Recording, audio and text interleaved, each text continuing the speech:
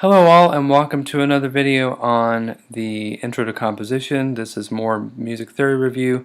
In this video I'm just going to review real quick the bass clef. The bass clef is also called the F clef because it is located on what would be the F line. The dots are located encircling the F line of the bass clef, or the bass staff.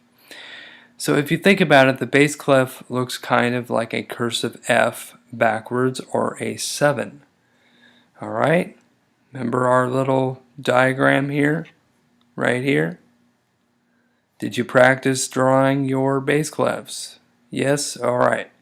Let's move on to the other bass clef varieties. Yes, there are other bass clefs out there. If you take a look at Finale's clef tool on either version, 2014.5 or 25, you'll see a wide variety of bass clefs out there.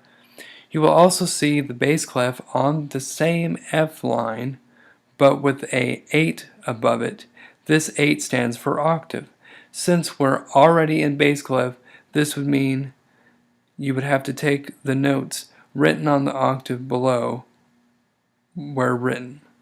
So you would have to take this, for instance, an octave lower than written. This is as written. This other clef right here, you're going to take it above where it's written by an octave. It's more like a tenor clef. Alright? There was another bass clef that you don't normally see that doesn't have the 8 above or below it, and that is the one with the number 8 in the left hand corner up here. This clef is commonly used in left-hand music and keyboard in France. It also is used to denote the baritone part in choral music. So that is another bass clef variety that is taken into account.